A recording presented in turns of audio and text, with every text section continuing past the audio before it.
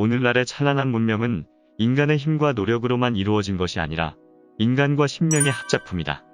신명이 인간의 꿈에 나타나 무언가를 알려주거나 가르침을 주는 것을 아름기라고 한다. 신명들이 인간의 꿈이나 사색의 영역으로 찾아와서 열어주는 아름기 덕택에 지난 수백 년 동안 인류 문명이 비약적으로 발전하지 않았을까 하는 생각이 든다. 역사적으로 이 아름기에 대한 사례가 많이 있으나 오늘은 화학자 케쿨레의 이야기를 해보고자 한다.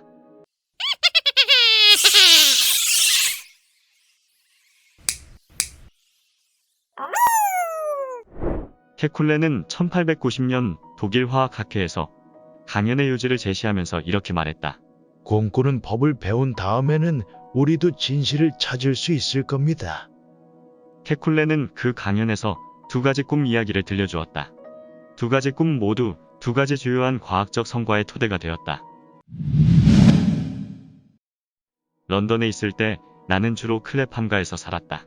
그러나 런던 정반대편에 살고 있는 친구 휴고 뮬러와 저녁 시간을 보낼 때가 많았다.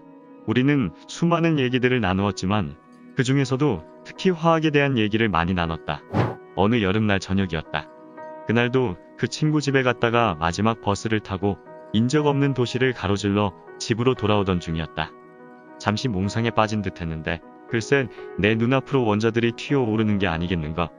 나는 작은 두 원자가 어떻게 서로 한 쌍으로 결합되는지, 더 큰 원자가 작은 원자를 어떻게 둘러싸는지, 훨씬 큰 원자들이 작은 원자들을 어떻게 3개 혹은 4개까지 둘러싸는지 지켜보았다.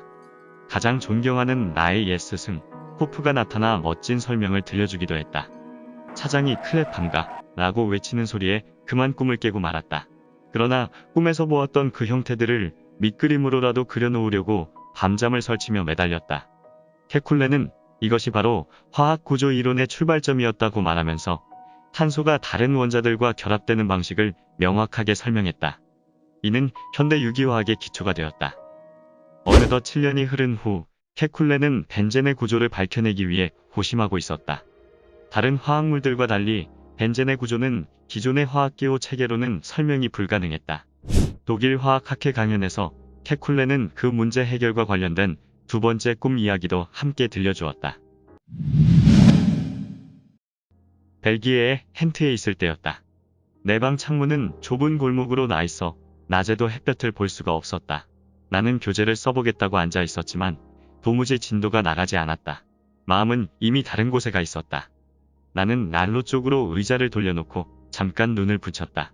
그때 또다시 내 눈앞에 원자들이 나타났다. 이번에는 작은 원자 그룹들은 표면에 나타나지 않았다. 몇 겹으로 겹쳐진 배열 구조들이 눈에 들어왔는데 뱀이 움직이는 것처럼 원자들이 가까이 달라붙어 짝을 지어 꼬여 있기도 했었다. 그런데 저건 또 무엇이란 말인가? 뱀 한 마리가 제 꼬리를 물고는 내 눈앞에서 빙글빙글 돌고 있는 것이 아니겠는가? 나는 번개불이라도 지나간 듯 화들짝 놀라 깨어났다. 이번에도 역시 그 가설의 결과를 도출하기 위해 밤새 연구에 매달렸다. 케쿨레는 벤젠의 분자는 직선으로 연결된 사슬 구조가 아니라 고리 구조로 되어 있다는 사실을 밝혀냈다. 그는 이 밖에도 원자를 직접 눈으로 본 경험이 많았다고 했다. 눈을 감고 있거나 아니면 졸고 있는 상태에서 늘 그런 일이 일어난다고 말했다. 에두아르드 파베르는 1996년 케쿨레 100주년 기념식에서 이렇게 말했다. 꿈이나 환영을 하찮은 것으로 비웃어 넘기지 말고 중요한 의미를 지니는 것으로 연구해볼 가치가 있다. 이는 현대화학에서도 마찬가지다.